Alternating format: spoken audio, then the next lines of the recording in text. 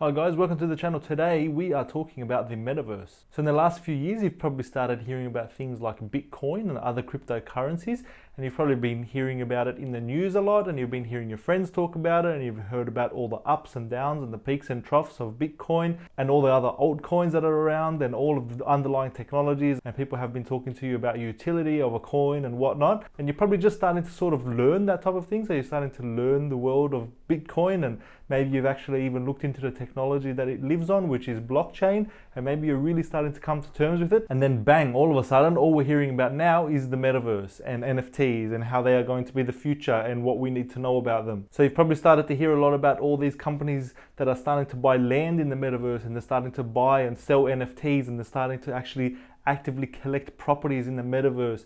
And you're probably starting to think how you can actually do that and how you can actually invest in the metaverse, and so that you can make sure that you don't miss out. Well, today I am here to tell you whether you should or whether you shouldn't. I'm going to give you the reasons why you should and the reasons why you shouldn't. I'm going to break down the metaverse to you and how you can use it to your advantage, whether you're a business or a personal entity, to make sure that you don't actually miss out. So after you gently tap that like button and gently tap that subscribe button, I'm going to describe to you what the metaverse is, how you can use it for your business or for your personal income. Whether you're just looking to make sure that you don't miss out, or whether you're thinking about actually capitalizing so that you can make money within the metaverse, then this is the video that's going to break down all the opportunities that you have and whether or not you should actually get into them and whether or not it's a good decision or not. So firstly, a breakdown of the metaverse. So a metaverse is essentially like a virtual reality. So the term metaverse is coined from a game that was released in the early 90s, and where in that game the character enters something called the metaverse. And the metaverse is essentially what some people would actually call a game. It's a virtual reality where you will enter, you will put goggles on your face and you'll enter this virtual reality, and all the things from the outside world will be replicated in there in ways that you haven't really thought of. So maybe you have a business in there that has a shop, or maybe you have a celebrity doing a concert there. And all the while you're going to have these goggles on your face that are going to allow you to interact within that metaverse as if you were actually there. So a good example of that is concerts. So maybe a singer will actually have a concert within the metaverse in a certain stadium that someone owns, and people will actually go in there and watch it live. I'm pretty sure that Post Malone has a Pokemon virtual tour that he did in some type of metaverse. So it's not like it's not happening and that it's just some type of dream. These things are actually happening and they are around us. Another thing is what Microsoft see it as. So Microsoft see it as a place maybe to have office meetings. So an organization might come in and have land within the Microsoft metaverse, and then they'll have a building in there where they have an office that people can actually conduct meetings in. So maybe instead of going into a Teams call, you'll be putting on a virtual reality headset so that you can enter some type of a meeting within a virtual reality space. So one thing that we really need to clear up is that there is not one single metaverse. The metaverse more refers to a technology. It's more about the actual technology that multiple companies are starting to develop and they're going to start pushing out. So for example, you may hear Meta, formerly known as Facebook, that they're starting to actually develop and they're starting to actually trial a metaverse. Another one that you may have heard of is Microsoft. So Microsoft have come out and said that they're developing their own metaverse, and that is going to be for more business professionals and people who are sort of looking to have meetings in virtual reality. So maybe have goggles on and then you go into an office, and then that company has a building that you may enter and you have an office meeting there, for example. Another example is something like Decentraland. So Decentraland is another organization that's also setting up their own metaverse. They're based on the blockchain and they're decentralized. In Decentraland, you also notice that they have companies like Atari who are buying up land and building sort of complexes there that have all their type of things that they would sell and all the type of interactions that someone would expect with Atari. Another company is Sandbox. Snoop Dogg has actually bought land in Sandbox, and Sandbox is actually getting lots of people that are buying land around him as well. So there's a lot of people that are interacting with these metaverses already.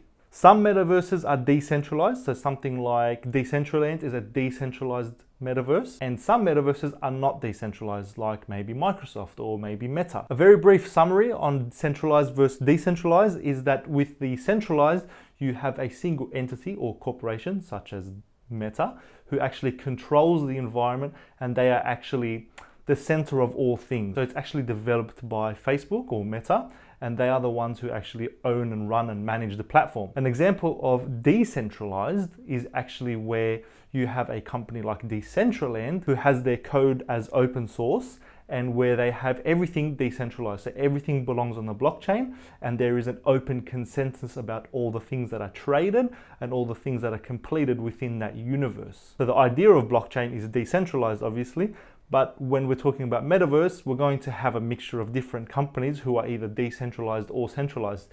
You do need to really consider which one you want to build your environment in. There's pros and cons to both, but I really think you should understand it a bit further. Okay, so now that we've got that out of the way, let's talk about why you should or shouldn't buy land in the metaverse. So one of the reasons that you should buy land in the metaverse is because you are going to be early, and you are going to be able to pick where you want to actually buy that land based on what's already there. So for example, you may want to be near a casino, or you may want to be near a stadium, or you may want to be near someone like Snoop Dogg, because you know other things are going to be around Snoop Dogg as well. The opportunity to buy in those areas is now. They are selling quickly, and you do need to be able to act quickly if you want to be able to buy something and own something. Think about it like real estate. So I know, for example, in Sydney, a very long time ago, land around the water and land around the CBD was very cheap.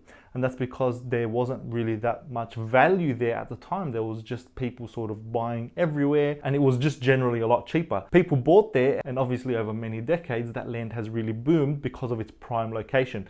Same thing with metaverse real estate. You need to make sure that you buy early so that you can secure that piece of nice real estate near all the infrastructure, near all the other popular things where there will be lots of traffic. Another reason is that it's an investment. You've probably just started learning about things like blockchain and Bitcoin, and maybe you started investing in things like NFTs.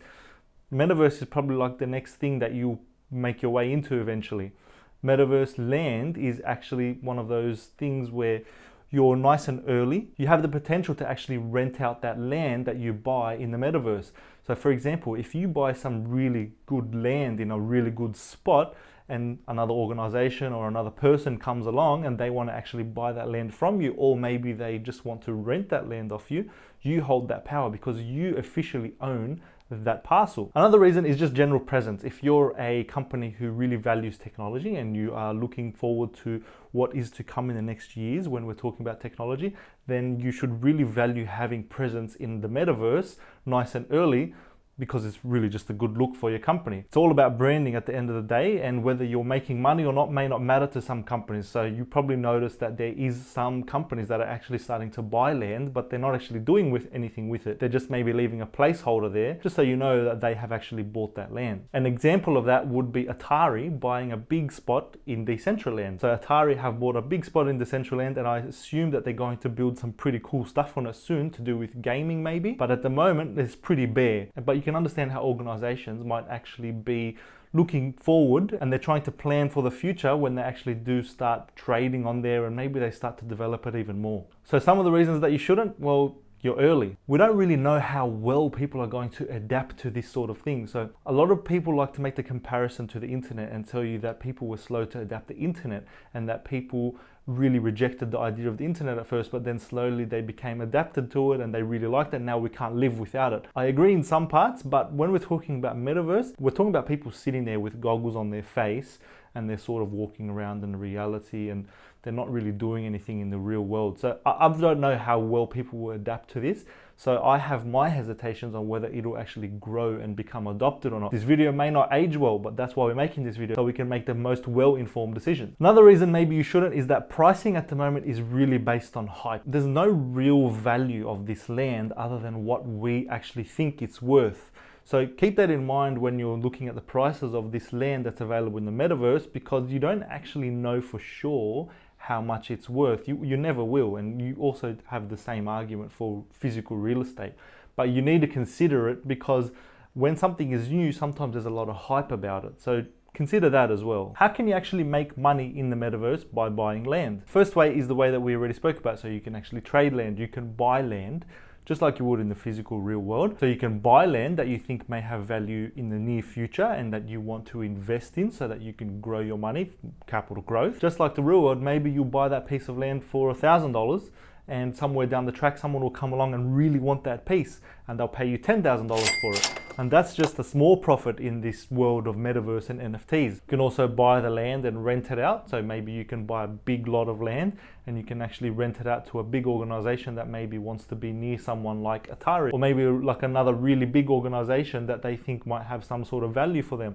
So maybe you see some value in having a big lot of land near a casino or something like that. So maybe you can buy that piece of land, and somewhere along the line someone will come along and they'll really want to have a shop in that piece of land, and they'll come to you and they'll come to some sort of agreement that you're going to actually rent it out to them for X amount of money, and then you have some sustainable passive income. You can also buy land and build a shop and maybe create some NFTs and sell them in there, or maybe you can buy some NFTs and you can have a sort of NFT museum. I've actually seen one of those in Decentraland, and people actually go in and look at the NFTs and maybe they'll be interested in buying one of them that you have to sell. So think about it as just going to a museum or a gallery or an art gallery where you can actually purchase art. So don't forget that you can actually lose money on this. So maybe you'll buy a piece of land and that land will have no value. Maybe your perception of how much it cost and how much it's going to cost in the future was completely wrong. So keep that in mind. Maybe really start to think about whether you actually see the value in it and whether you think that other people see value in it, because sometimes when we look at something, we should really look at it from someone else's perspective to understand if there's true value within it. So I hope that helps. I hope that has given you some type of insight into what is available in the metaverse and whether you should buy land or not. I don't think it's a very easy decision, and it's not a very binary decision whether you should or you shouldn't. You should always look at all the opportunities that are in front of you, just for the sake of the knowledge that you can gain from doing so. But I do think that you should really sit back and think heavily whether you are going to buy one of these pieces of land or not, because it can go either way. And I hope that I've given you some ideas to think about so that you can actually make that decision.